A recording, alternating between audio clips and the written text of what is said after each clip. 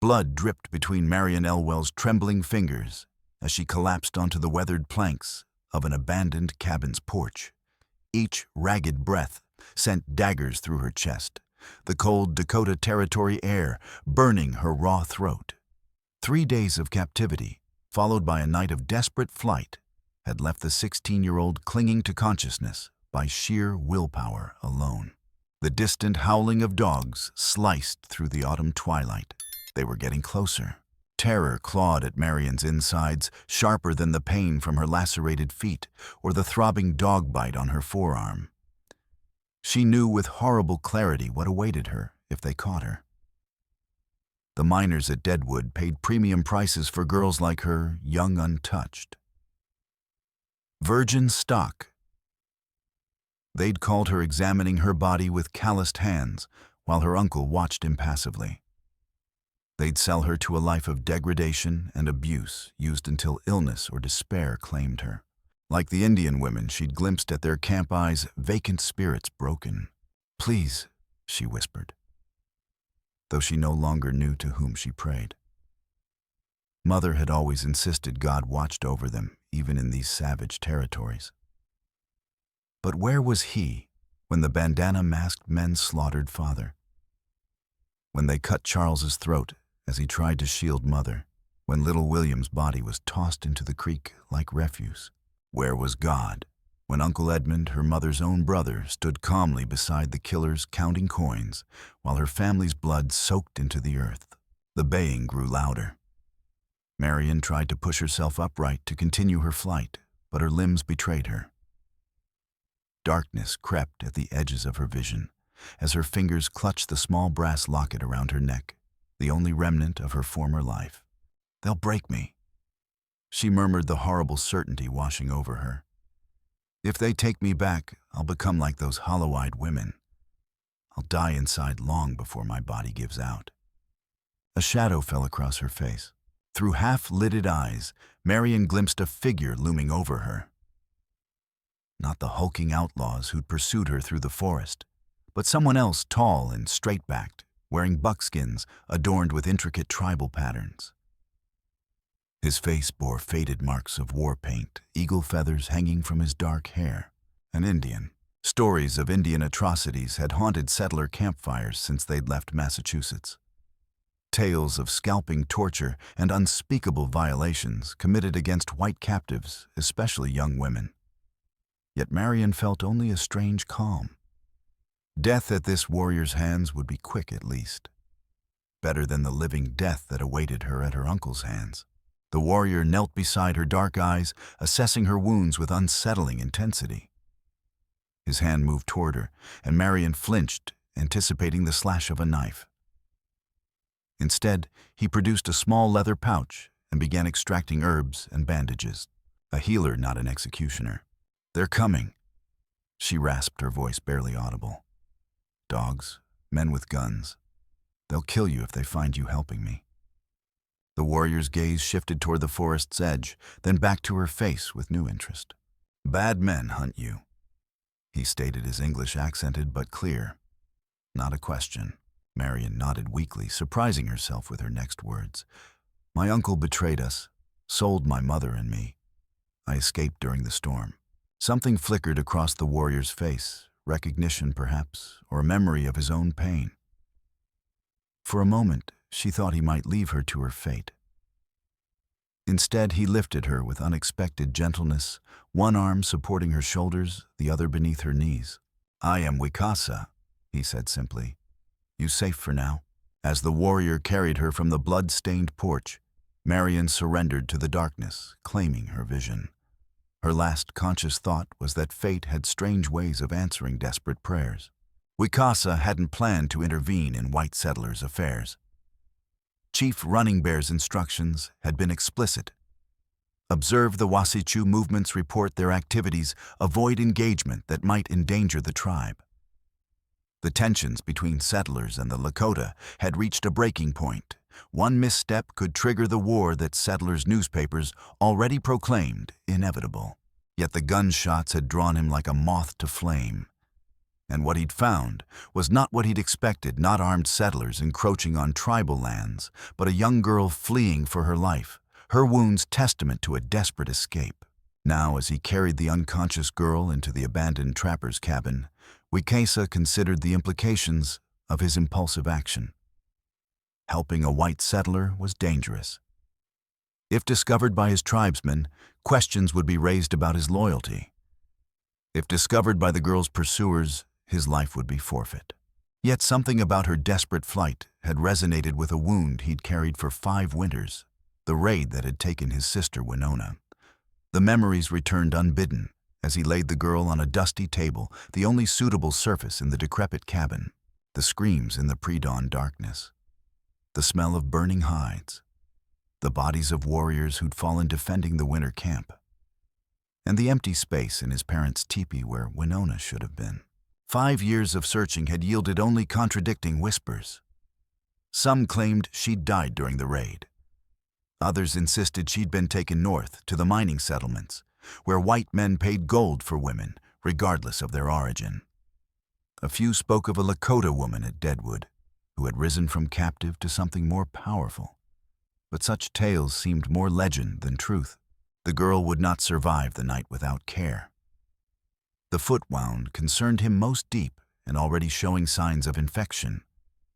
The dog bite on her arm would need cleaning to prevent the foaming sickness. And beneath these visible injuries, hunger and exhaustion had taken their toll. As he worked applying poultices and bandages from his medicine pouch, the girl's hand clutched reflexively at something around her neck, a small brass locket. Her fingers gripped it with surprising strength, even in unconsciousness, as though it anchored her to life itself. Curious, Wicasa gently pried her fingers loose. The locket was ornate by frontier standards, clearly brought from the East. He clicked it open, revealing a small daguerreotype portrait of a family father-mother, 2 boys, the girl herself, looking much healthier, and another man, standing slightly apart. Wicasa's blood froze as he recognized the 5th face, Edmund Blackwood, the traitor known to every tribe in the territory as Forked Tongue, a man who sold information in all directions for profit, who had guided bluecoats to Lakota winter camps, who had informed raiders which settlements had the fewest men, who, according to whispered rumors, had arranged the very raid where Winona was taken.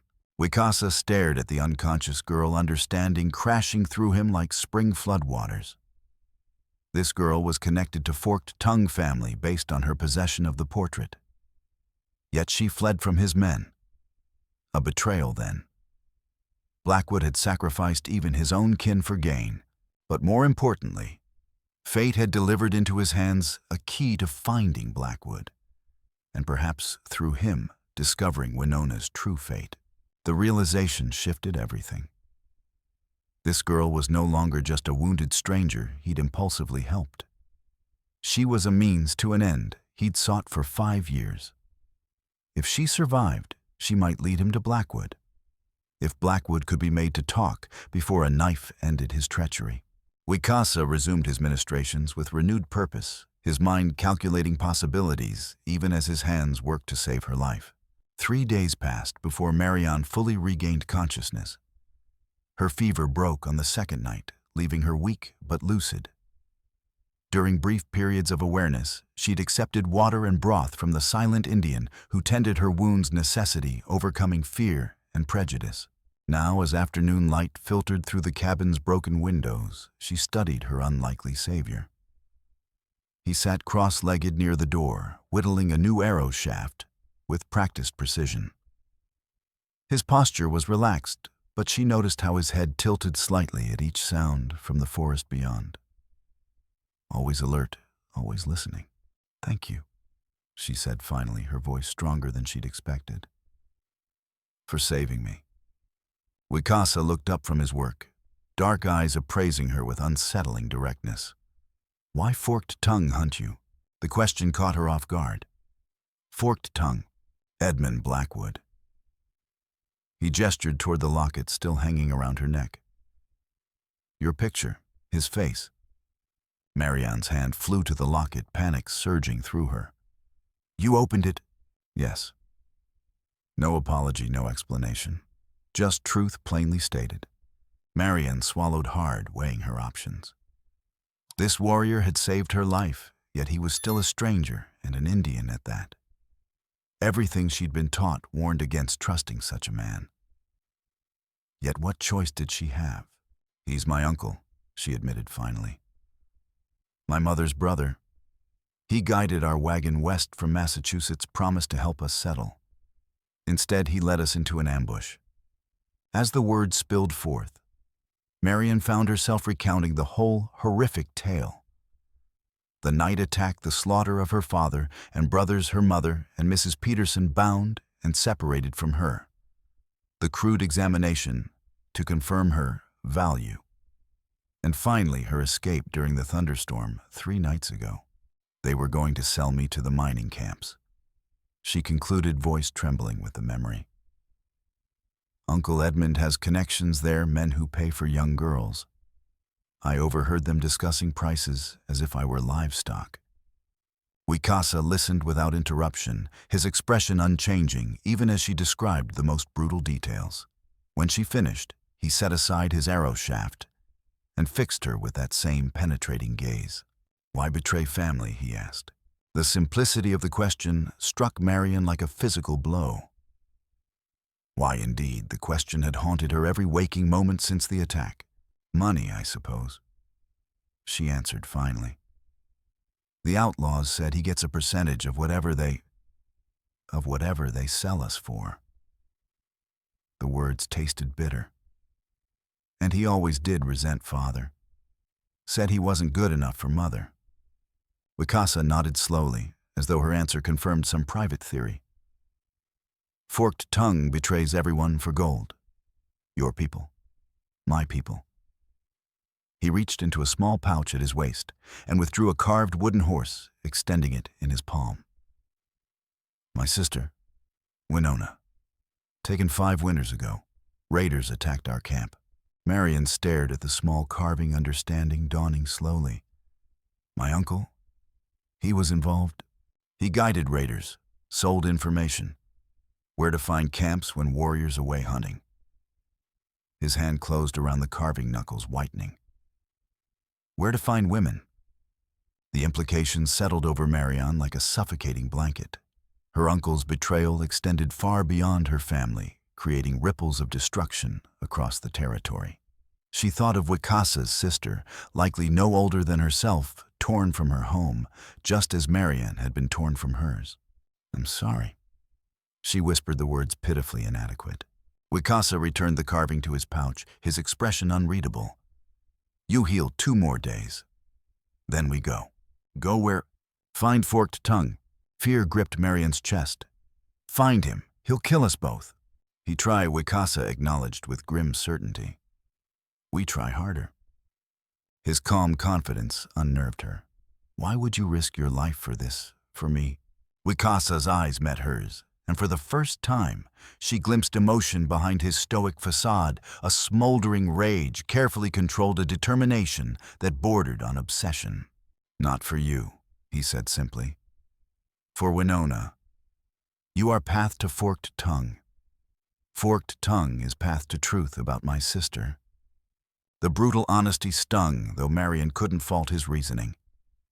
She was a means to an end, nothing more. Yet he had saved her life, tended her wounds, shared his meager provisions. That counted for something, didn't it? I'll help you, she said finally. But I need to know if my mother's alive. The outlaws still had her when I escaped.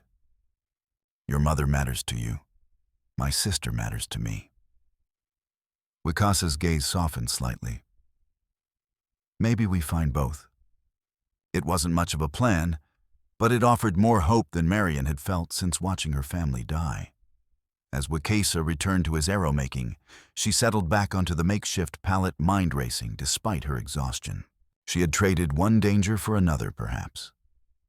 But at least this one offered the possibility of answers and maybe, just maybe, revenge against the man who had destroyed both their families.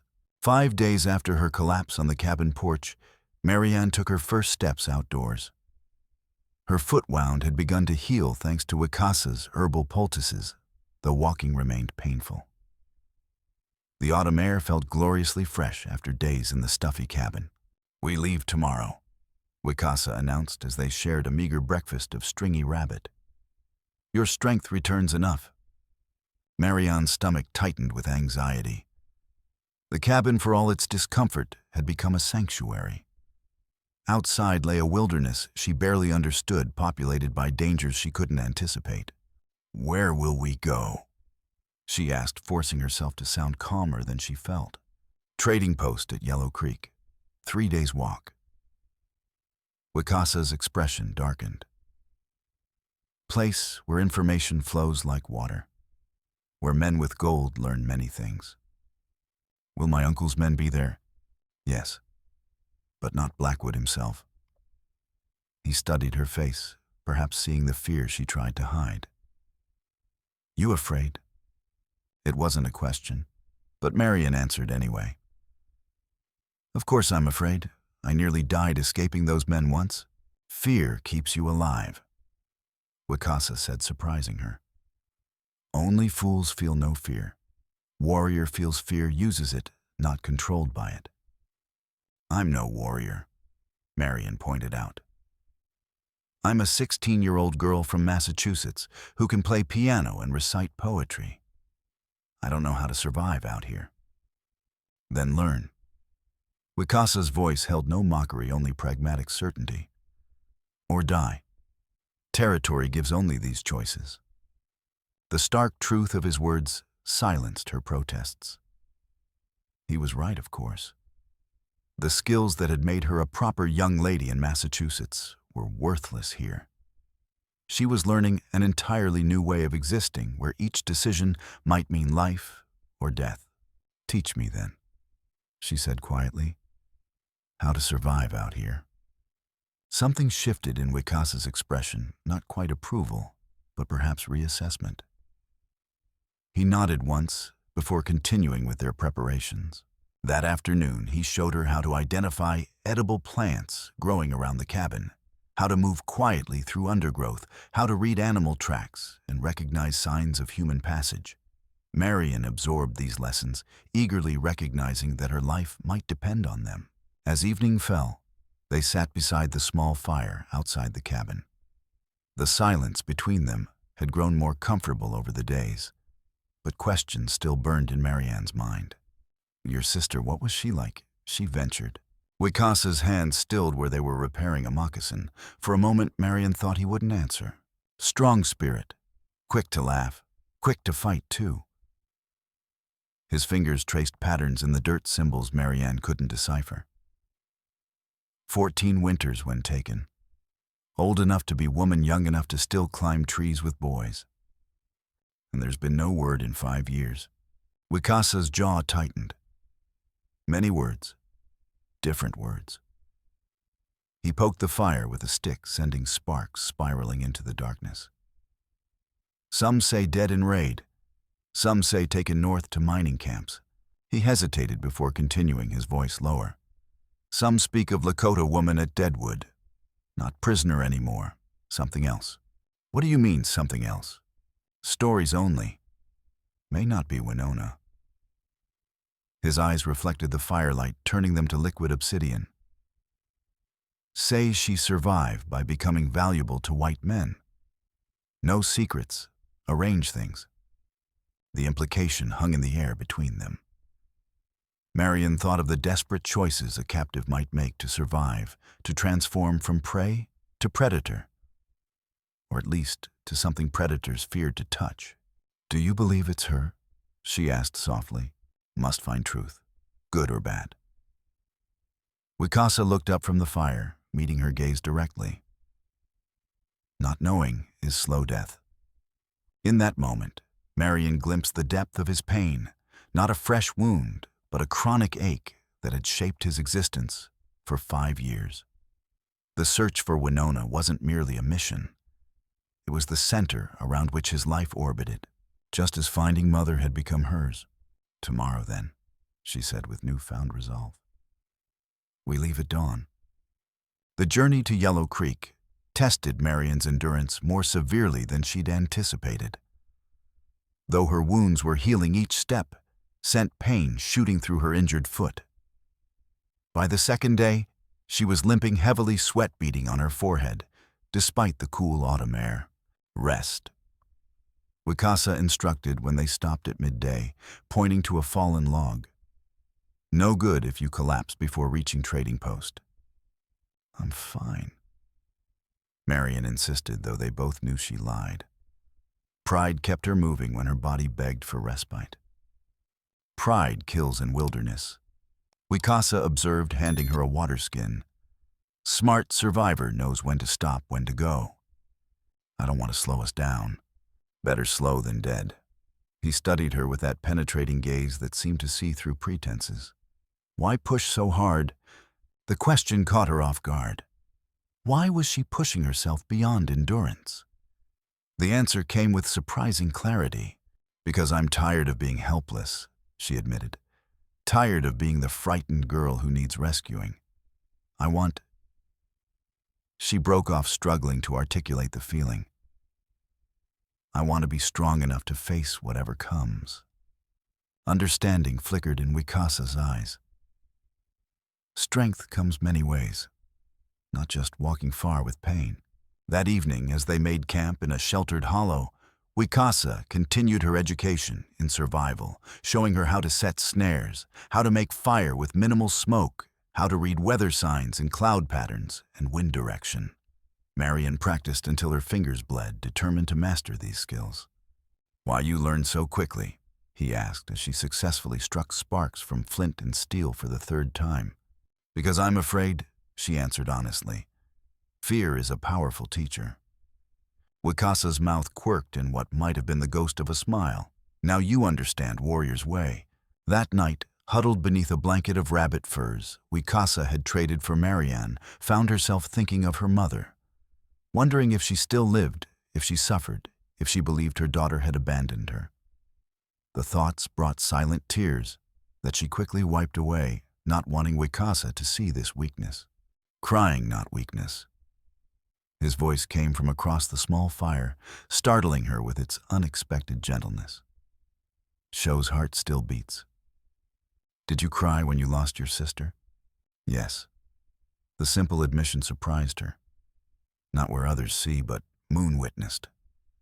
The shared vulnerability formed another tenuous thread in the strange bond growing between them. A connection neither had anticipated nor sought, yet one that seemed to strengthen with each passing day. They reached Yellow Creek Trading Post on the third day, establishing a vantage point on a ridge overlooking the ramshackle collection of buildings.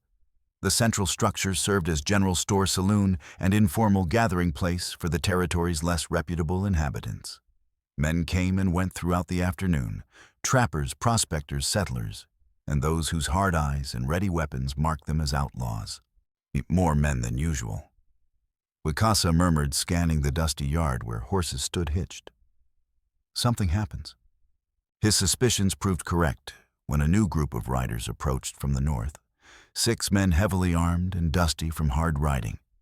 Marian's blood ran cold as she recognized one of them. That's Rollins. She whispered instinctively, pressing herself lower behind the boulder that concealed them. One of my uncle's men. The one who... She couldn't finish the sentence, but the memory of his hands examining her condition, too fresh. Wicasa nodded grimly. They search for you still. They won't give up, will they? Men like Blackwood never surrender what they think belongs to them. His expression hardened with bitter knowledge. We wait. Listen. Learn what they know. As dusk approached, Wicasa prepared to enter the trading post. He'd exchanged his buckskins for plainer clothes that wouldn't immediately mark him as Lakota-worn trousers, a faded shirt, and a wide-brimmed hat that shadowed his features. With his hair tied back and weapons concealed, he might pass for a half-breed scout or guide the kind of man tolerated for his skills rather than welcomed for his company. Stay hidden, he instructed Marian, handing her his knife. If not returned by morning, go east. Follow rising sun. Find mission at Standing Rock. Marian gripped the knife, its weight unfamiliar in her hand. Be careful, she said, surprised by the depth of concern behind the simple words. Something flickered in Wicasa's eyes, perhaps surprise at her worry. Then he was gone, moving silently down the ridge toward the trading post's rear entrance. Hours passed. Marian watched the comings and goings below, straining to catch glimpses of Wicasa among the men who occasionally emerged from the building. Night fell, and with it came the sounds of drunken revelry from the saloon, coarse laughter, occasional shouting, the tinny notes of an out-of-tune piano. Near midnight, the atmosphere changed. Men poured from the building, forming a circle in the yard. At its center stood two figures, one she recognized immediately as Rawlins, the other with his back to her position. Even at this distance, she could see the glint of steel in their hands, a knife fight. The figures circled each other, the crowd jeering and placing bets. Then they closed, a brief flurry of movement too fast for Marian to follow. When they separated, Rawlins staggered back, clutching his arm. The second man turned slightly, and Marian caught a glimpse of his profile. Wicasa. He'd shed his disguising hat in the fight, his dark hair now visible. Someone in the crowd shouted, pointing at Wicasa. That's one of Running Bear's scouts. I seen him before. The mood shifted instantly from bloodthirsty entertainment to something more dangerous. Men reached for weapons as Rawlins bellowed orders, his wounded arm momentarily forgotten. Take him alive. Blackwood wants any Lakota who might know about the girl. Wicasa backed away, knife still held ready. For a moment, Marian thought he might fight his way clear. Then a man behind him swung a bottle, catching him across the back of the head. Wicasa dropped to one knee, stunned but not unconscious. Before he could recover, 4 men pinned him down, while others rained blows upon his body. Marian pressed her fist against her mouth to stifle a cry of alarm. There was nothing she could do. Nothing except watch as they beat him into submission, then bound his hands and dragged him toward one of the outbuildings. Guards were posted, 2 men stationed outside the building where they'd taken Wicasa. Others patrolling the perimeter of the trading post. They clearly expected trouble, perhaps thinking Wicasa had companions nearby. They weren't wrong. As the night deepened, Marian's thoughts turned to the lessons Wicasa had shared during their journey. Know your enemy, he'd said. Find weakness. Use it. The men below had weaknesses, aplenty greed, bloodlust, and most evidently, whiskey. The bottle that had struck Wicasa wasn't the first emptied that night, nor would it be the last. By dawn, a plan had formed, desperate, dangerous, but not impossible. Wicasa had risked his life entering that den of vipers, and he'd done it largely for her benefit, to gather information that might lead to her mother. She couldn't abandon him now. The storage shed stank of old hides and spilled whiskey. Wicasa tested the ropes binding his wrists behind his back, finding them expertly tied. His head throbbed where the bottle had struck him, and his ribs protested each breath, at least one cracked during the beating that followed his failed attempt to gather information. He had learned something valuable before his cover was blown, at least. Rawlins and his men weren't just searching for the girl. They were searching for a ledger, Edmund Blackwood's record of his business dealings, containing names, dates, and payments for services both legal and otherwise. Apparently, the girl's mother had stolen it before attempting escape, hoping to use it as leverage. Both woman and ledger had disappeared. Blackwood was desperate to recover both before his various partners discovered the theft. He doubled the reward for the girl, believing she might know where her mother had hidden the incriminating document. It was valuable information if Wicasa lived long enough to use it. Given Rawlins' stated intention to make the Indian talk, his prospects seemed dim. The shed door creaked open, admitting a sliver of morning light and the bulky figure of Rawlins himself. The outlaw's arm was crudely bandaged where Wicasa's knife had found its mark. A comfortable engine. Rawlins sneered, closing the door behind him. Don't get used to it. Once you tell us what you know about the Elwell girl, we'll be feeding your guts to the pigs. Wicasa remained silent, watching the man with the calm intensity of a hunter studying prey. Rollins was dangerous, experienced in violence and cruelty. But he was also arrogant, quick-tempered, and nursing both a wound and a hangover. Not feeling talkative, Rollins drew a knife Wicasa's own taken during his capture. Let's see if we can change that. He pressed the blade against Wicasa's cheek, applying just enough pressure to break the skin. A thin line of blood trickled down to his jaw. "Where's the girl?" Rollins demanded. Wicasa met his gaze steadily. "What girl?" The knife moved to his throat. Marian Elwell, 16 years old, brown hair, blue eyes, Edmund Blackwood's niece, the one you've been traveling with. Many white girls in territory, all look same to me. Rollins backhanded him the blow, snapping his head sideways. "Don't play stupid, Redskin. You were seen together near Black Hills. She's with you, or you know where she is." Wicasa spat blood onto the dirt floor. "Know nothing about white man's business. We'll see about that." Rollins dragged the knife down Wicasa's arm, opening a shallow but painful cut. "I'm just getting started. By noon, you'll be begging to tell me everything you know." The torture continued methodically, small cuts designed to cause pain without risking unconsciousness or death. Wicasa retreated to the mental discipline taught by tribal elders, separating his mind from the body's suffering. He would reveal nothing about Marian, regardless of what Rollins inflicted. Time lost meaning in the dim shed. Minutes stretched to hours, marked only by new injuries. When Rollins finally tired of his sport, he left with a promise to return after he'd had a drink, to steady his hand for the real work. Alone in the silent shed, Wicasa assessed his situation with brutal clarity. The ropes wouldn't yield. The building was solid. His strength was ebbing with each drop of blood lost. Escape seemed impossible. His thoughts turned to Marian, hoping she'd heeded his instructions to flee east if he didn't return. She was safer away from him, away from this doomed quest that had begun 5 years ago with his sister's abduction. Perhaps it was fitting that his search would end here in a trading post storage shed, bleeding from wounds inflicted by the same type of men who had taken Winona. A sudden commotion erupted outside, shouts of alarm and the unmistakable crack of gunfire, more shouting. Wicasa tensed, uncertain what new threat approached. The shed door burst open, revealing not Rollins returning to his grim work, but Marian, her face smudged with dirt, eyes wide with urgency. "Can you walk?" she whispered, already moving behind him to work on his bonds. "Yes." The single word contained both confirmation and question. "There's a fire at the main building," she explained, sawing at the ropes with his own knife. She must have taken it from somewhere. "And the horses are loose. They're all distracted." The ropes fell away. Wicasa flexed his hands, restoring circulation to his numbed fingers. "How did you—" Later, she cut him off, helping him to his feet. "We need to go now." They slipped out the shed's rear window, staying low as they made their way to the back of the property, where the terrain rose steeply toward the ridge.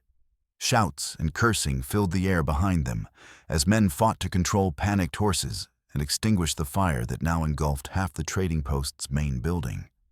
"Clever," Wicasa murmured as they reached the cover of the tree line. Fire and fear, strong weapons. A hint of pride colored Marian's exhausted features. "I remembered what you said about using the enemy's weaknesses. They were all drunk. The guards fell asleep. And no one notices a thin girl in a dirty dress when she looks like she belongs in the kitchen." They paused briefly at their former hiding place to retrieve their meager supplies, then continued north, putting as much distance as possible between themselves and the trading post before their escape was discovered. By midday, they'd reached a small stream where they stopped to rest. Wicasa washed the dried blood from his face and examined the knife cuts on his arms and torso. Painful, but not life-threatening if kept clean. Marian watched him with worried eyes. "Did they hurt you badly?" she asked, noting how he favored his left side. "Ribs broken. Will heal." He looked at her with new respect. "You took great risk." "Why?" The question seemed to surprise her. "You would have done the same for me." When he didn't immediately respond, uncertainty flickered across her face. "Wouldn't you? Would he?" A week ago, the answer would have been simple. The girl was a means to an end, nothing more. Her value lay in what she could reveal about Blackwood, not in herself. But now, yes, he said, finally surprising himself with the truth of it. Would have done same. Something shifted between them in that moment, an acknowledgement of mutual debt and growing trust. Not friendship exactly, but a bond forged through shared danger and common purpose. "Did you learn anything before they caught you?" Marian asked, changing the subject. Wicasa nodded, sharing what he'd overheard about the ledger and her mother's escape with it. Marian's eyes widened as the implications sank in. A mother's alive. She breathed hope kindling in her expression for the first time since Wicasa had met her. And she has something Uncle Edmund desperately wants. Yes, makes her valuable, dangerous too. Where would she go? She doesn't know this territory at all. Wicasa considered this. Rawlins' men search south and east. Think she heads for settlements there. But you don't agree? No. He gestured northward. Woman alone hunted needs allies. North has Lakota camps, scattered settlements, more places to disappear. Marian processed this, her quick mind working through the implications. The same direction as Deadwood, where those rumors about your sister originated. Wicasa nodded, a grim smile touching his lips. One path, two purposes, then that's where we go. Marian decided, a new determination hardening her features. North, to find my mother and your sister. Their journey northward carried them deeper into unknown territory, as autumn's chill sharpened into winter's bite. The land changed gradually, rolling prairies giving way to more rugged terrain as they approached the Black Hills. Game grew scarcer, forcing them to subsist on what roots and dried berries Wicasa could forage. Each night brought colder temperatures, each morning frost that lingered longer into the day. Marian's thin dress provided inadequate protection against the elements. Seeing her shiver continuously, Wicasa traded his spare knife for a worn deerskin jacket at a small Lakota hunting camp they encountered.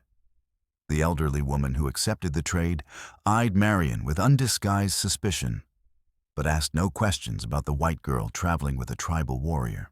Your people don't seem happy to see me, Marian observed as they left the camp. White girl with Lakota man. Unusual. Wicasa adjusted his pack, wincing slightly as the movement pulled at his healing ribs. Makes them wonder. Wonder what, if you captive, if I betrayer.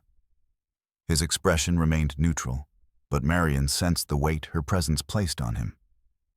I'm sorry, she said softly. I didn't consider how this might look to your tribe. Wicasa shrugged. My path, my choice. He glanced at her sidelong. Besides, you not as useless as first day. Marian laughed despite herself. High praise indeed. Such moments of levity punctuated an otherwise grueling journey. Marian's stamina improved daily, her body adapting to the constant movement and sparse meals. Wicasa's cuts healed, though his cracked ribs mended more slowly. They developed an efficient rhythm he hunted and tracked. She prepared what little food they gathered and learned to identify edible plants he overlooked. They spoke more freely now, particularly during the long evenings huddled near their small fire. Marian shared stories of Massachusetts, her family's farm, the books she'd read, and the music she'd played.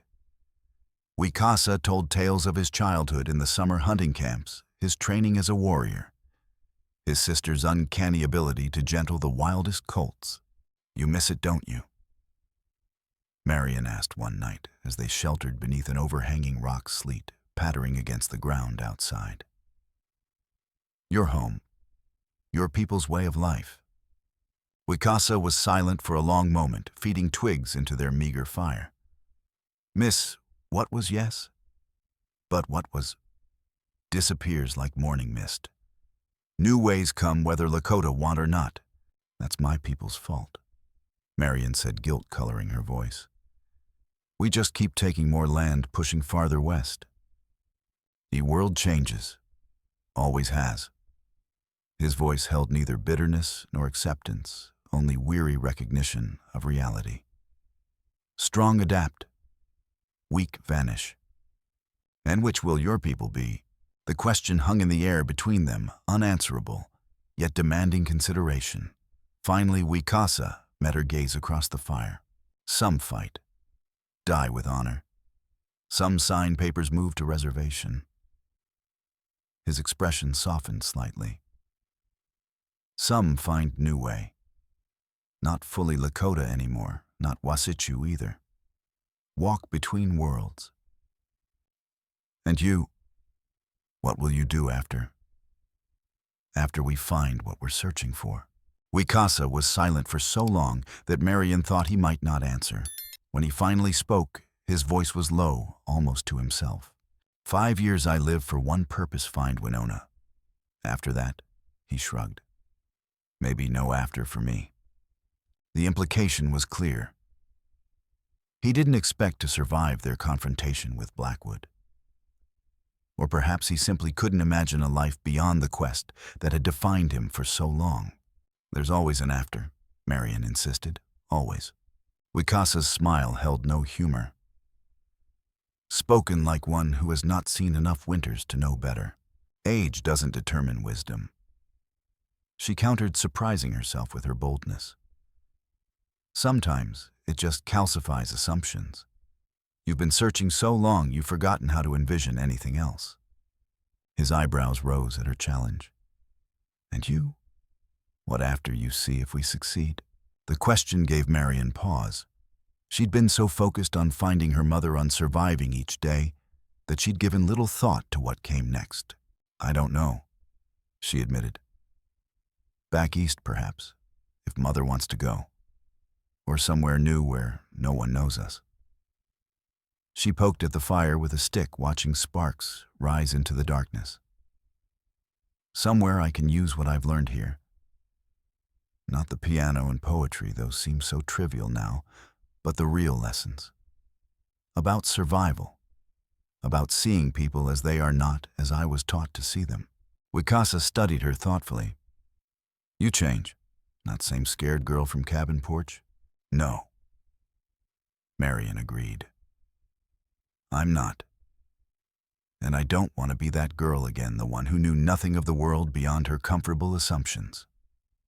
Difficult path you choose. No more difficult than yours. She met his gaze steadily. Walking between worlds. Something shifted in his expression. Recognition, perhaps, or reassessment. Before he could respond, a distant sound drew his attention. The unmistakable report of a rifle echoing across the hills. Bluecoats, he said, rising to investigate. Army builds new fort, cuts off hunting grounds. From their elevated position, they could see the glow of multiple campfires in the valley below. Too many too regularly spaced to be a natural occurrence or a Lakota encampment. That's why the hunting party was moving east, isn't it? Marian asked. They're being pushed out of their traditional territories. Yes. Soon more soldiers come, more forts, more settlers behind them. His voice held no bitterness, only a weary acceptance of inevitable change. Land grows smaller for my people each season. They circled wide around the army encampment, adding days to their journey, but avoiding potentially deadly encounters with military patrols. The delay cost them dearly as winter arrived in earnest, not the gentle New England winters Marian knew, but the bone-deep killing cold of the northern plains. Without Wicasa's knowledge, they would have perished. He constructed a shelter using fallen timber and pine boughs when blizzard conditions made travel impossible. He showed Marian how to layer clothing to trap precious body heat, how to recognize the early signs of frostbite, how to move constantly to keep blood flowing to extremities. When the storm finally broke 3 days later, they emerged to a transformed landscape, pristine white, stretching to the horizon, crystalline air that burned the lungs, Silence so profound, it seemed a physical presence. Beautiful. Marian breathed her words, forming clouds in the frigid air. The beautiful killer. Wicasa corrected, already breaking down their shelter. We must reach Deadwood before next storm. No surviving another in open country.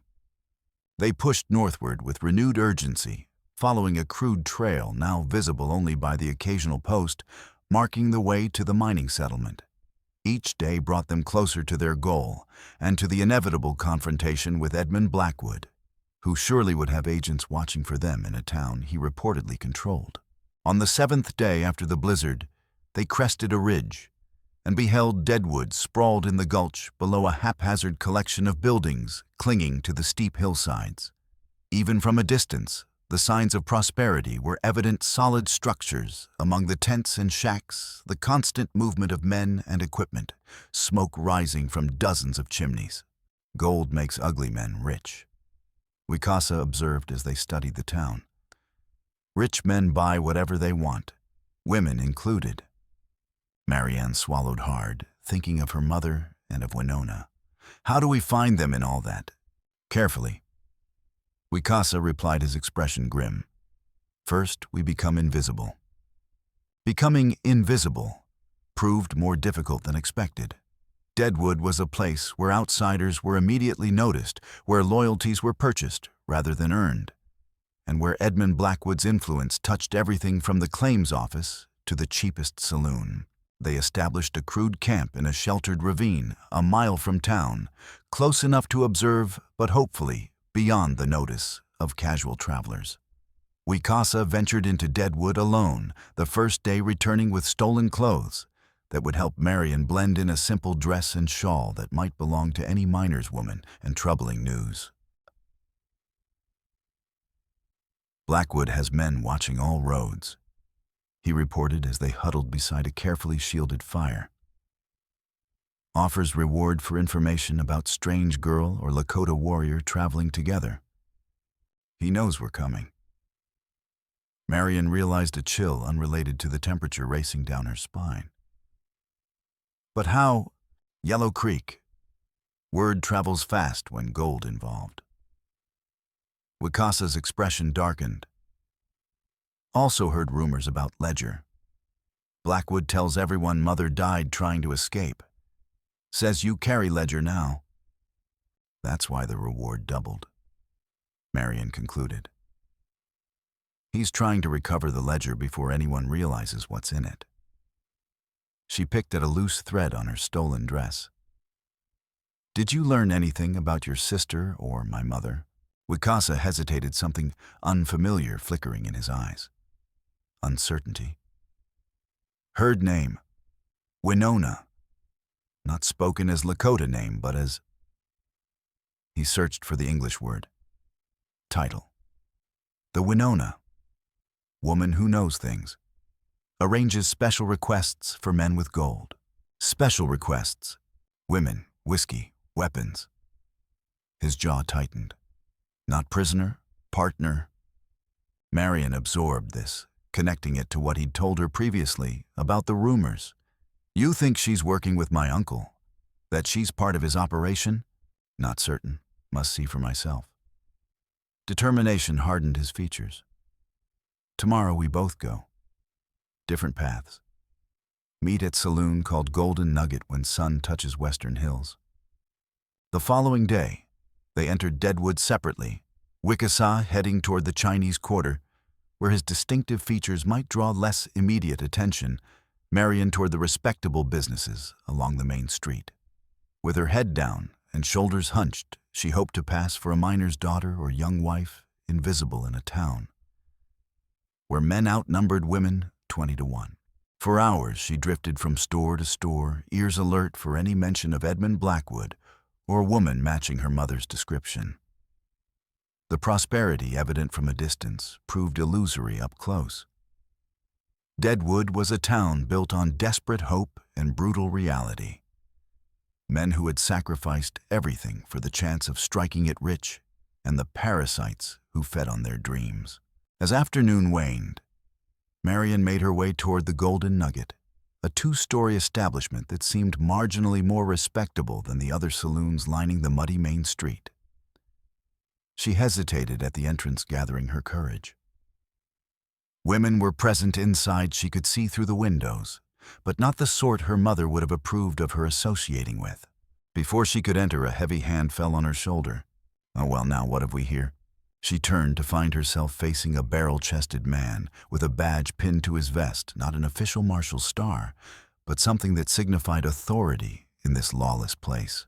"Seem a bit young to be frequenting establishments like this?" He continued, his smile not reaching his eyes. "What's your name, girl?" Marian's heart hammered against her ribs. "Mary."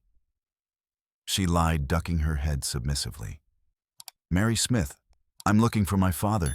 He said to meet him here." Smith, a common name. The man's grip tightened painfully on her shoulder. "Funny thing, I've been told to watch for a young girl about your age. New in town, possibly traveling with an Indian." "I've been here 3 months, sir." Marian insisted, fighting to keep her voice steady. "With my father and brothers. They work the Big Diamond claim." "Is that so?" The man's eyes narrowed dangerously.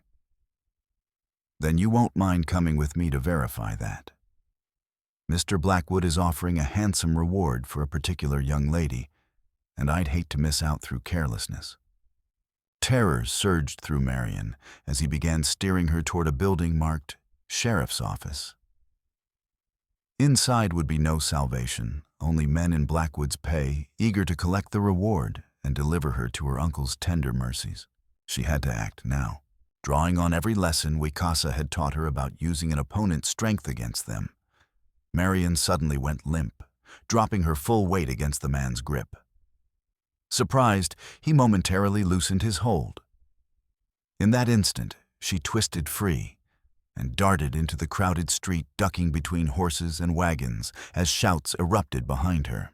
"Stop her, $50 to whoever catches that girl." The promise of gold transformed casual bystanders into pursuers. Marian ran blindly, no longer concerned with maintaining her disguise, focused solely on escape. She turned down an alley, then another, losing herself in the maze of Deadwood's back streets, where ramshackle buildings leaned drunkenly against one another. A gunshot cracked behind her, the bullet splintering wood inches from her head. She ducked into a narrow space between buildings, her breathing ragged legs burning with exertion. Voices approached from multiple directions. They were closing in, cutting off escape routes. A hand shot out from a shadowed doorway, seizing her arm and yanking her into darkness. Marian opened her mouth to scream, only to have a palm clapped firmly over her lips. "Quiet," a woman's voice hissed in her ear. "Unless you want Blackwood's men to find you." The hand slowly withdrew. Marian blinked eyes, adjusting to the dim light of what appeared to be a storeroom. Her captor or rescuer was a woman of perhaps 30, her face bearing the lines of hard living, but her eyes sharp with intelligence. "Who are you?" Marian managed, heart still racing from her narrow escape. Someone who recognizes Edmund Blackwood's handiwork when she sees it. The woman studied her with frank assessment. "You're his niece, aren't you? The one who escaped the wagon train massacre?" Marian stiffened. "How do you know about that?" "In my position, knowledge is survival." The woman moved to the door, peering out at the alley beyond. "They're still searching. You'll have to stay here until dark. My friend, he's waiting for me at the Golden Nugget, the Lakota." When Marian's eyes widened in surprise, the woman offered a humorless smile. "Like I said, knowledge is survival. Your arrival has been anticipated for days. By my uncle, by several interested parties." The woman returned to studying the alley. "Your Lakota friend should be more careful. They've already taken him." Marian's blood ran cold. "Taken him where?" "Blackwood's private quarters above the Golden Nugget. They're questioning him now." The woman's tone made clear what questioning entailed. "He won't last long. Rollins has been eager for revenge since Yellow Creek." I have to help him, Marian said, moving toward the door, only to be blocked by the woman's arm. You'll only get yourself caught. Then you're both dead or worse. I can't abandon him. Marian insisted, desperation creeping into her voice. He risked everything to help me. The woman studied her face intently. You care for him? The Lakota. He saved my life. More than that, I think. The woman sighed heavily, seeming to come to a decision. I'm Catherine Peterson. Your mother and I traveled west together before. Pain flickered across her face. Before your uncle revealed his true nature. Mrs. Peterson. Marian stared in shock, recognizing hints of the prim widow who had joined their wagon train. But you were captured with my mother. How did you escape? I didn't. I was sold like the others. Catherine's voice hardened. I survived by making myself useful to the Winona, by learning to be invisible in plain sight. The Winona, you know her. Marian's mind raced with implications. Is she really Wicasa's sister? Yes. Though she's changed so much, I doubt her own mother would recognize her now. Catherine moved away from the door, lowering her voice. She's been Blackwood's right hand for 3 years. His memory, his knife in the dark, his insurance against betrayal. Hope drained from Marian. If Winona truly worked for Blackwood, Wicasa was doomed. His own sister would likely participate in his torture. And my mother, is she alive? Yes. Hidden. Safe for now. Catherine's expression softened slightly. The ledger protects her as long as Blackwood believes she still has it. But time runs short. One of his men recognized her 2 days ago. It's only a matter of time before they find her. We need to get her out of Deadwood, Marian insisted. Today, and Wicasa too. Impossible. Blackwood's men watch every road, every trail. Catherine shook her head.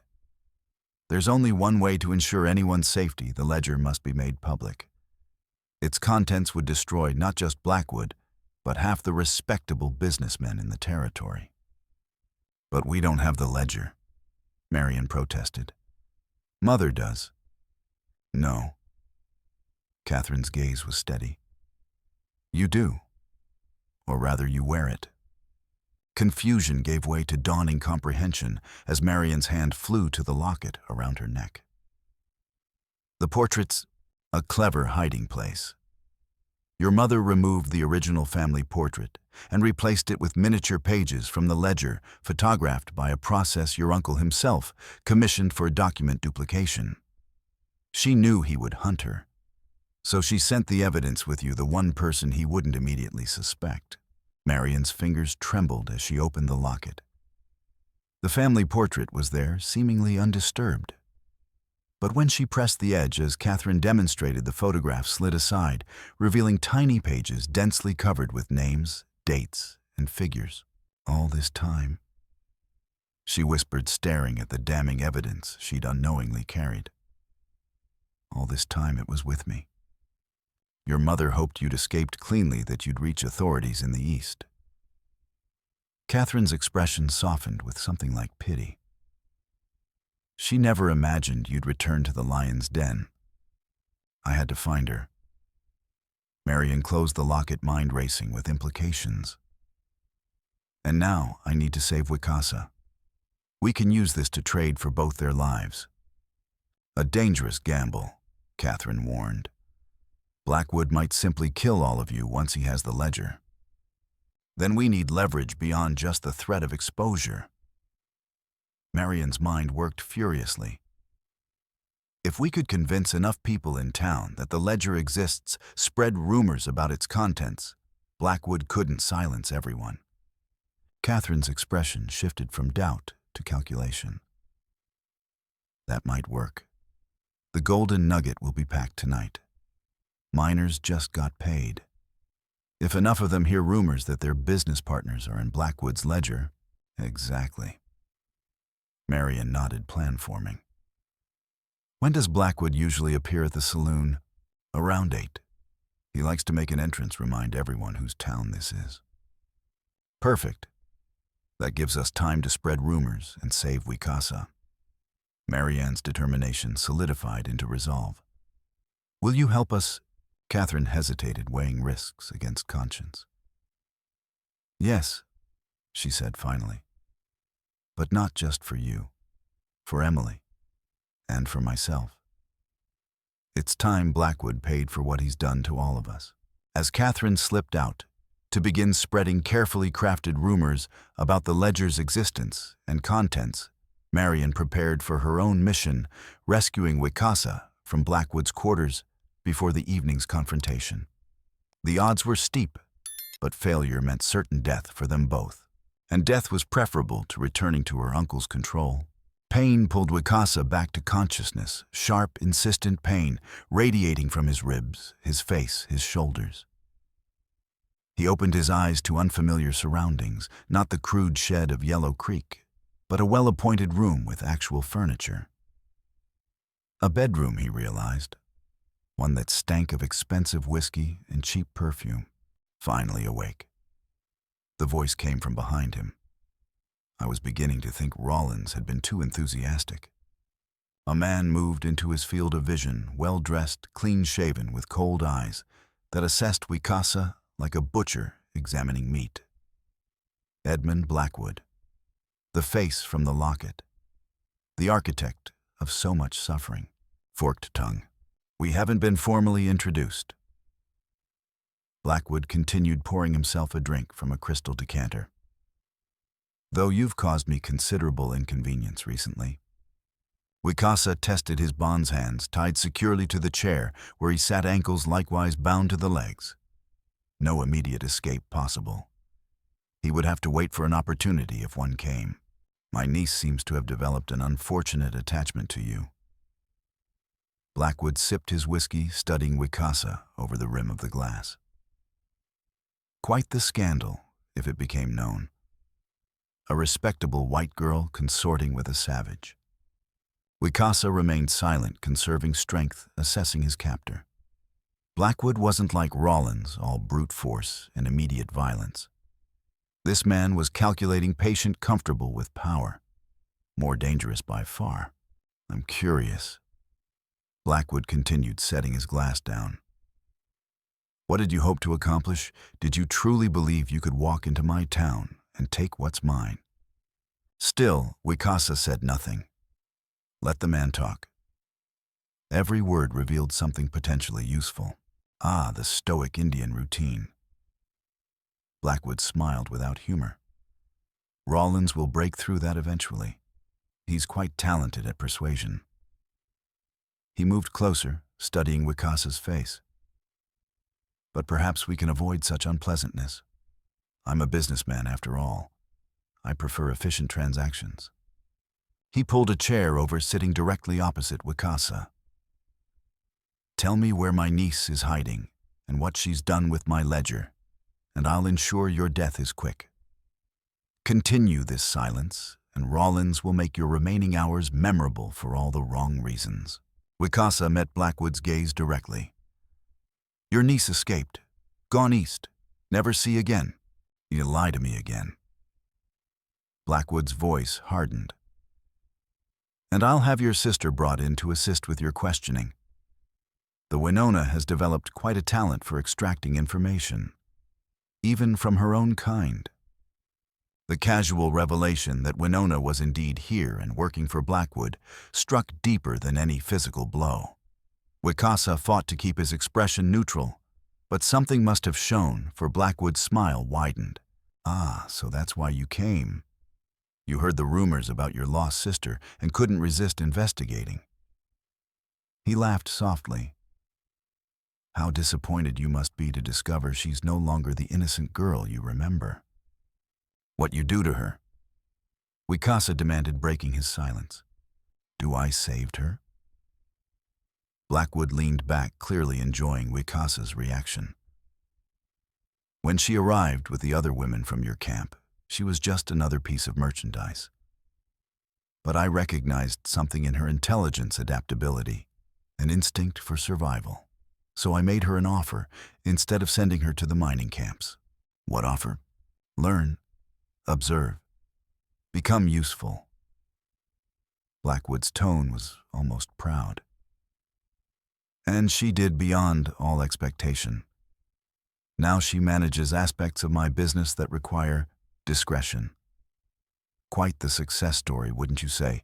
From captive to confidant in 5 short years. Rage and grief warred within Wicasa's chest. Was this truly what had become of his sister, a collaborator with the very man who had orchestrated her abduction? You lying, he managed through clenched teeth. See for yourself. Blackwood moved to the door, opening it to call out. Send her in. Moments later, a woman entered, tall for a female. Her black hair elaborately styled in the white woman's fashion, her dress expensive but modest compared to what saloon girls wore.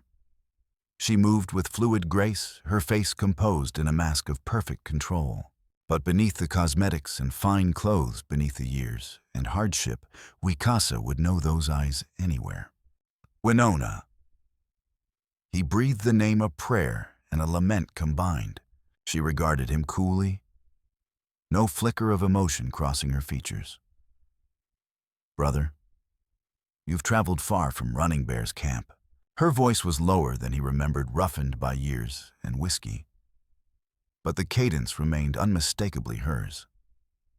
She spoke in English rather than their native tongue, another wall erected between them. Leave us, she instructed Blackwood without looking at him. I'll get what you need to know. Blackwood hesitated, clearly reluctant to miss the family reunion he'd orchestrated. But something in Winona's posture, a subtle shift in her stance, that Wicasa recognized as dangerous, even if Blackwood did not convince him. Don't be long, he said finally. Rollins wants his turn with him before the evening's entertainment. When the door closed behind Blackwood, Winona's mask remained firmly in place.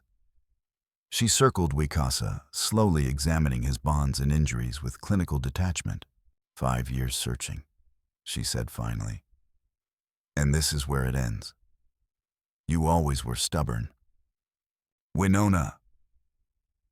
Wicasa tried again, searching her face for any sign of the sister he'd known. What'd he do to you? Nothing I didn't allow. Her voice remained cold.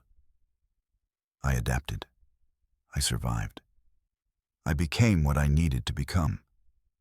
By helping man who destroyed our family, Wicasa couldn't keep the accusation from his voice. Who sells women like cattle? Something flickered in her eyes, anger perhaps, or pain quickly suppressed. You understand nothing about survival, brother. You with your honor and your quests. She leaned closer, dropping her voice. What matters more, pride or staying alive to fight another day? Before Wicasa could answer, a soft knock came at the door. Winona straightened immediately, mask falling back into place as Blackwood re-entered. Well, he demanded. What has he told you? Nothing useful, Winona replied coolly. He claims the girl headed east days ago, alone. And you believe him? He has no reason to protect her beyond temporary alliance. She's nothing to him. Wicasa kept his expression neutral, though Winona's dismissal stung with its calculated accuracy. What was Marian to him truly? A means to an end that had led him into Blackwood's trap instead of to his sister's rescue. Well, Rollins will get the truth eventually. Blackwood moved to the door. I need to make an appearance downstairs. The miners get restless if I'm not seen occasionally. Bring our guest down in an hour, we'll make a public example of him. After Blackwood departed, Winona remained motionless, listening to his retreating footsteps. When she was certain he was gone, she moved swiftly to Wicasa's side, producing a small knife from her sleeve. Listen carefully, she whispered in Lakota as she cut his bonds. Because we have only minutes. Blackwood's men captured your companion when she tried to enter the Golden Nugget. Wicasa tensed. Marian, is she safe for now? Catherine Peterson is helping her. Winona worked quickly, freeing his ankles. But none of us will remain safe for long unless we act tonight. You help us. Confusion warred with hope in Wicasa's mind. But you work for him. I work for myself. Fierce determination flashed in Winona's eyes, the first genuine emotion she'd displayed. Everything I've done for 5 years has been leading to this night. Blackwood's destruction. Understanding dawned slowly. You were never his ally. I was what I needed to be to survive. To learn his secrets, to document every crime, every partner, every scheme. She helped him stand, steadying him when he swayed from his injuries. Tonight it ends. All of it. Before Wicasa could respond, she pressed something into his hand, a small Derringer pistol. One shot. Make it count if necessary. She moved to the window, checking the alley below. There's a back staircase through that door. Go down 2 flights, then left to the kitchens. Catherine will meet you there. And you? Winona's smile was cold and sharp as a winter blade. I have 5 years of debts to collect. She switched back to English, voice rising. Guard, the prisoner is escaping. As shouts erupted in the hallway outside, Winona gave Wicasa a final fierce look. Find your girl. Be ready when Blackwood enters the saloon. Then she shoved him toward the back door, crying out again for help as she overturned furniture to simulate a struggle. Wicasa didn't waste the opportunity his sister had sacrificed to create. He slipped through the door and down the narrow stairs, keeping to shadows, every sense alert for danger. His body protested each movement, but adrenaline kept the pain manageable as he navigated the back passages of the Golden Nugget. The kitchens bustled with activity as staff prepared for the evening rush. Wicasa paused in the doorway, searching for Catherine Peterson among the cooks and servers. A hand touched his arm, and he turned to find Marian beside him, her face pale but determined. You're alive, she breathed, relief evident in her voice. Thanks to you, and to Winona. He glanced around, noting Catherine standing guard near the back door. We must move quickly. As they slipped out into the alley behind the saloon, Wicasa briefed Marian on his unexpected reunion with his sister. She never betrayed her people, he concluded. She played role all these years, waiting for chance to destroy Blackwood, like my mother with the ledger. Marian marveled, touching the locket at her throat. They both found ways to fight back. Yes. Pride and worry warred in Wicasa's chest. But dangerous game Winona plays. If Blackwood suspects before plan complete, then we need to be ready, Marian said firmly. Catherine's spreading rumors about the ledger through the saloon right now. By the time Uncle Edmund makes his appearance, half the miners will be wondering if their names are recorded in it. Good strategy. Wicasa nodded approval. Fear and doubt. Powerful weapons against man like Blackwood.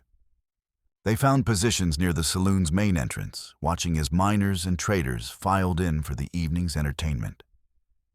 The Golden Nugget hummed with the controlled chaos, typical of mining town establishments, card games in every corner.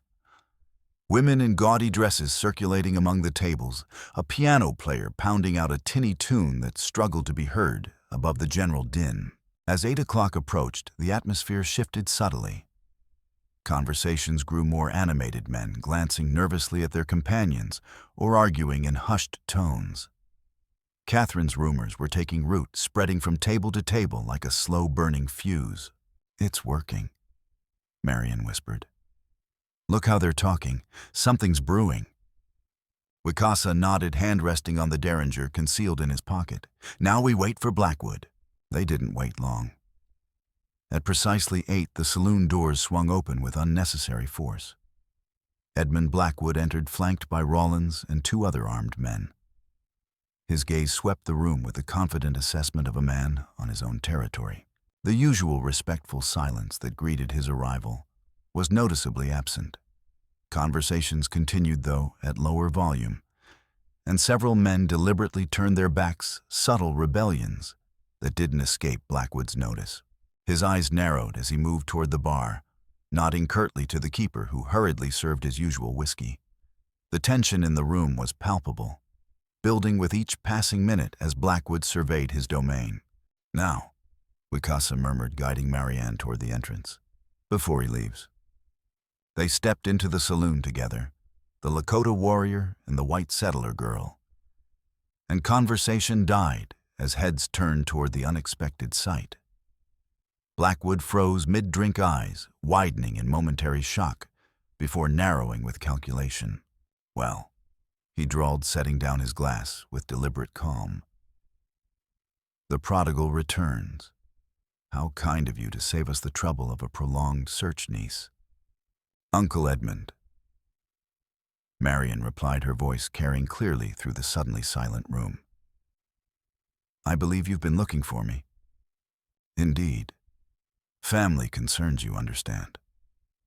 Blackwood's smile didn't reach his eyes as he addressed the watching crowd. "My poor niece has been quite unwell since the tragic loss of her parents. Prone to delusions and flights of fancy."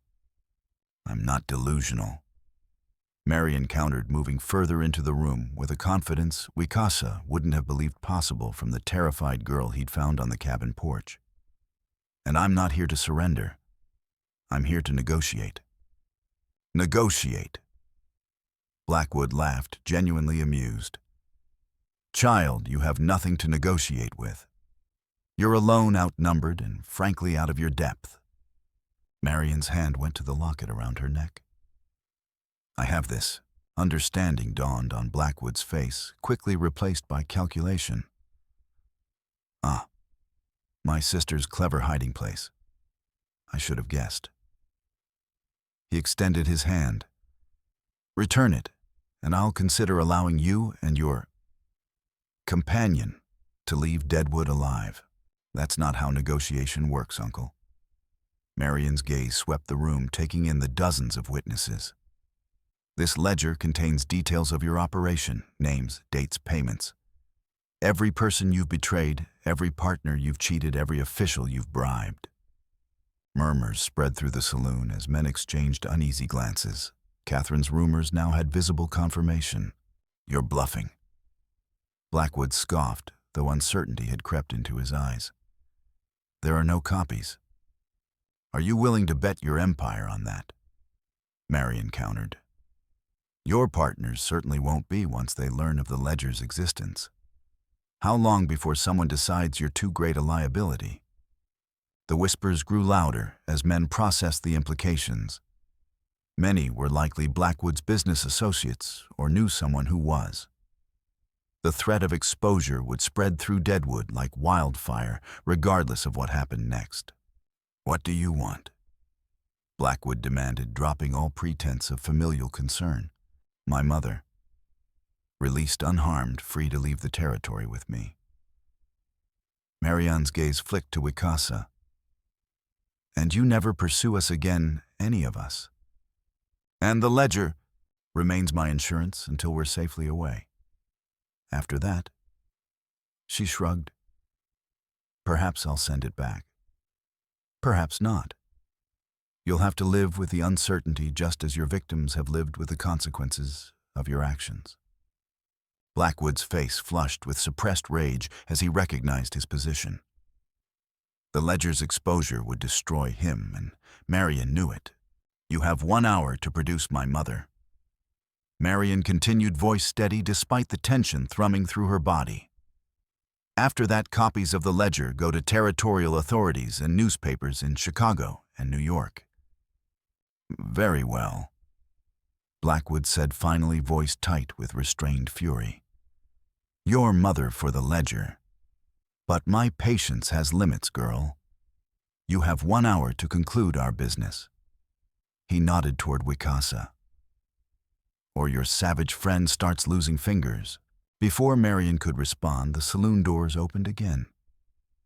Emily Elwell entered slowly, Catherine Peterson at her side. Her once vibrant face was gaunt from ordeal, but her eyes bright with fierce determination.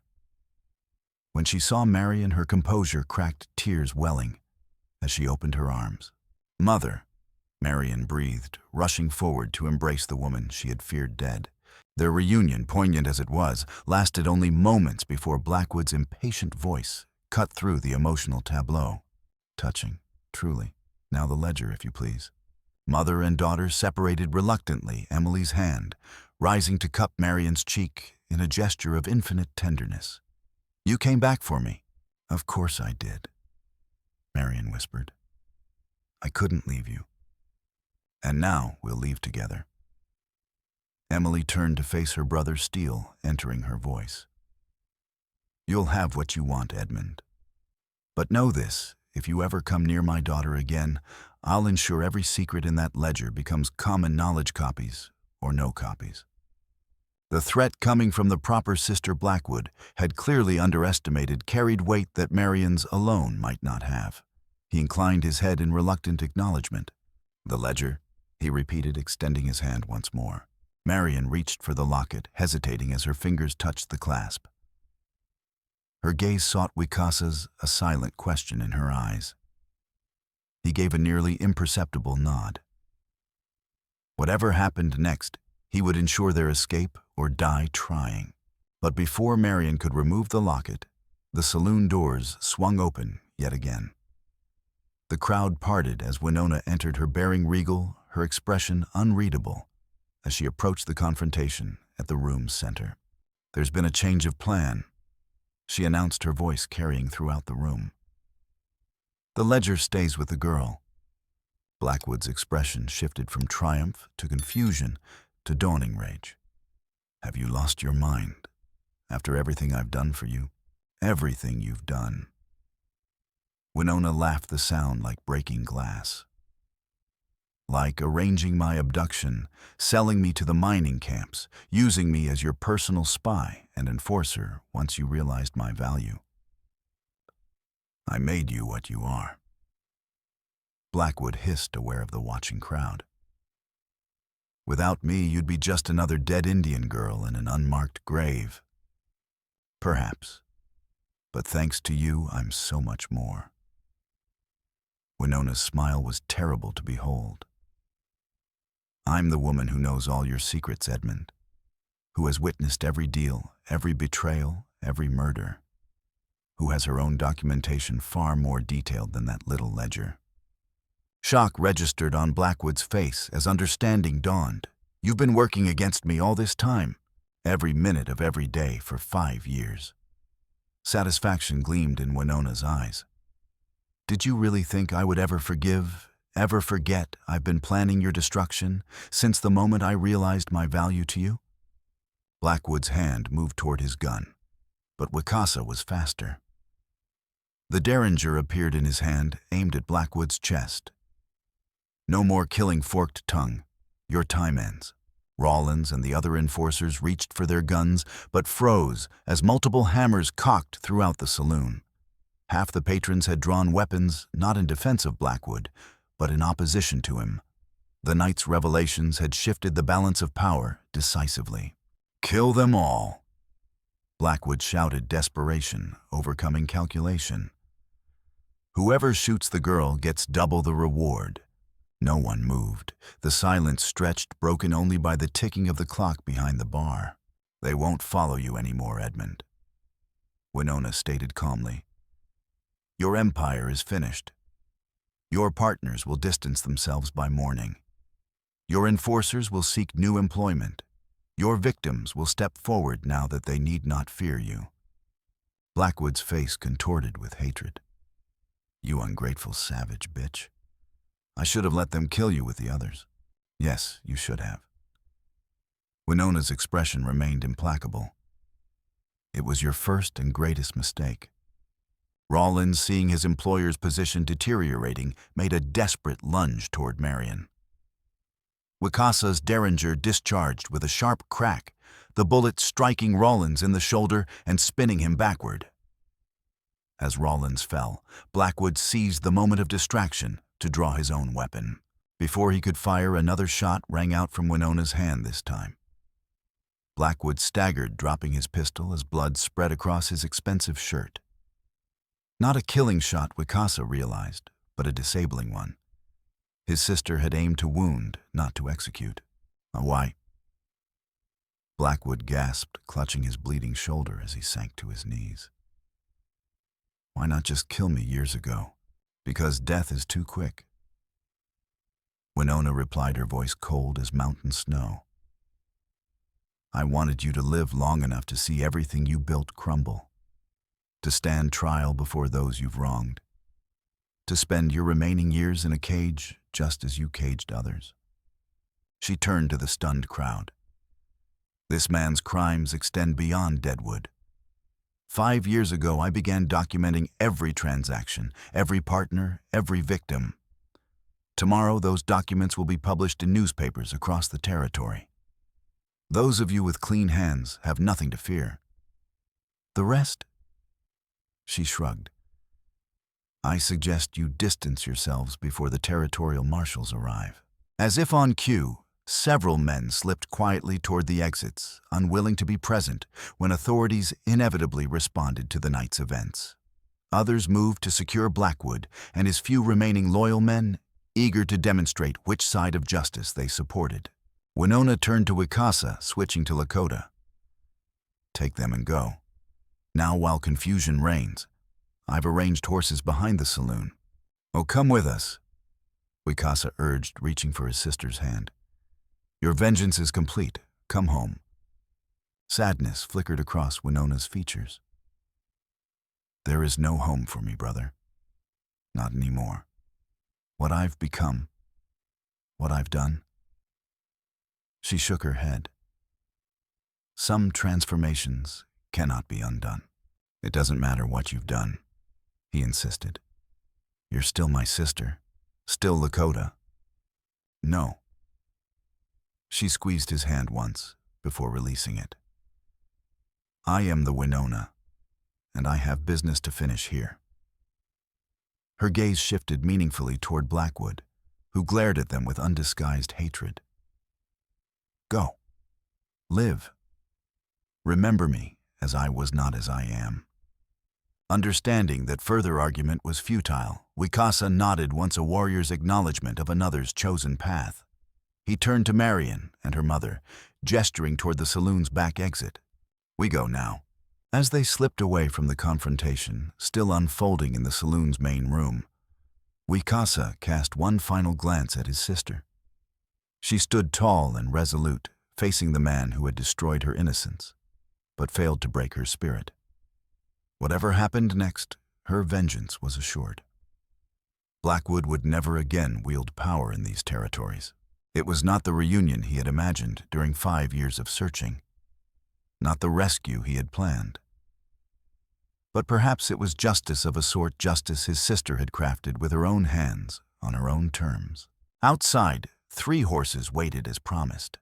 Without discussion, they mounted and rode east, away from Deadwood, and its blood-soaked opportunities, away from Edmund Blackwood and his crumbling empire, away from the Winona and her final reckoning. None looked back. Spring had returned to the Dakota territory, painting the rolling hills with vibrant green and wildflowers. Outside the small cabin Wicasa had built near Standing Rock, Marian hung laundry on a line stretched between 2 young cottonwoods. In the 6 months since their escape from Deadwood, such domestic routines had become comforting rather than tedious anchors in a life that had known too much upheaval. From inside the cabin came the sound of her mother's voice reading aloud to the mission children who visited each afternoon for lessons. Emily had found unexpected purpose as a teacher, her proper Eastern education proving valuable to Father Thomas's efforts to prepare indigenous youth for the changing world they would inherit. Wicasa emerged from the tree line, a brace of rabbits hanging from his belt dinner for the evening. He moved differently now, Marian reflected. Less like a warrior constantly alert for threats, more like a man who had found, if not peace, at least a measure of acceptance. Good hunting, she called as he approached. Good enough. He held up the rabbits with a small smile. Fat from spring grass. They worked together to prepare the meal, their movements choreographed by months of shared tasks. No longer the awkward dance of strangers forced by circumstance into cooperation, but the comfortable rhythm of people who had chosen to build something together. News reached them occasionally from the outside world, carried by traders or travelers stopping at the mission. Edmund Blackwood had survived his wound, only to be arrested by territorial authorities responding to evidence provided by the Winona. His trial had been brief, his conviction assured by testimony from dozens of former partners eager to save themselves by turning on him. He would spend the remainder of his life in prison. The Winona herself had leveraged her knowledge of frontier operations into a position with a Chicago newspaper. Her series of exposés on corruption in the territories had prompted federal investigations into numerous officials and businessmen. She wrote under her Lakota name, Winona reclaimed from the title Blackwood had given her.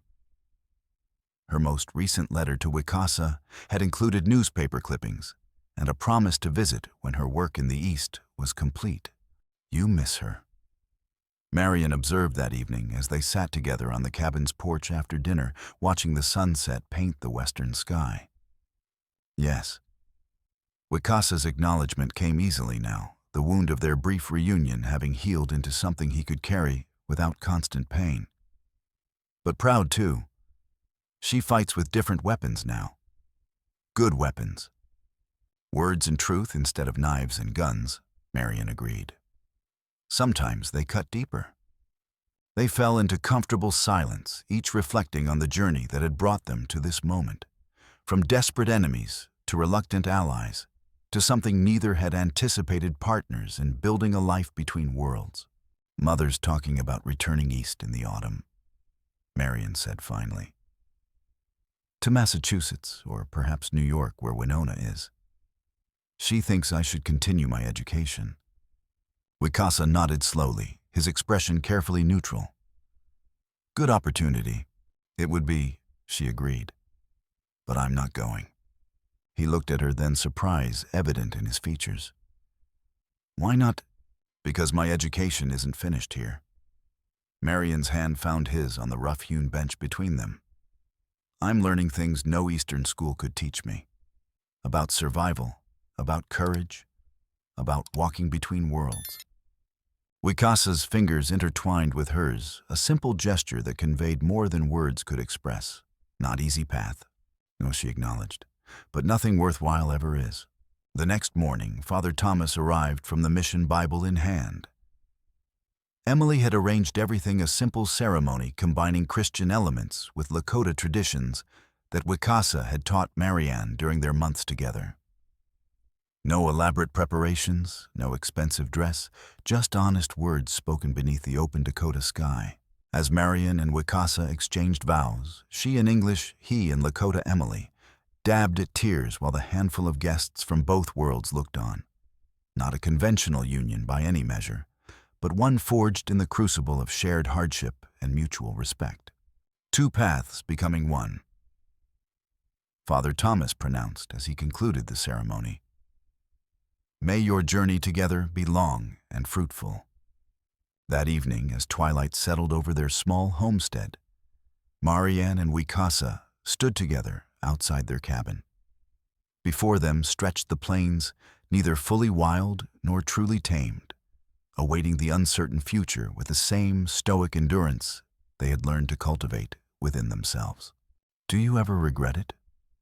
Marian asked softly. "Helping me that day at the cabin?" Wicasa considered the question with his characteristic thoughtfulness. "No," he said finally. "Path was difficult, painful, but necessary. Even though you couldn't bring Winona home. Found truth about sister. Truth I needed, even if not truth I wanted." His gaze remained on the horizon where shadows lengthened across the land. "And found new family too." He glanced sideways at her, a rare vulnerability in his eyes. "Different kind of home." The simple admission warmed Marian more than she could express. They had never spoken directly of what existed between them, this bond, forged in blood, and grief tested by fire, strengthened by shared purpose. It was neither the conventional marriage her mother might have envisioned for her, nor the traditional union Wicasa's parents would have arranged. It was something uniquely their own, crafted from the broken pieces of their former lives into something unexpected and precious. Home, she echoed, letting her head rest against his shoulder as darkness settled over the land. Yes, I think we have found that, haven't we? Not an ending, Marian reflected, as stars appeared one by one in the vast Dakota sky, but a beginning one, written not in blood and vengeance, but in the quiet courage of moving forward together into whatever awaited beyond the horizon.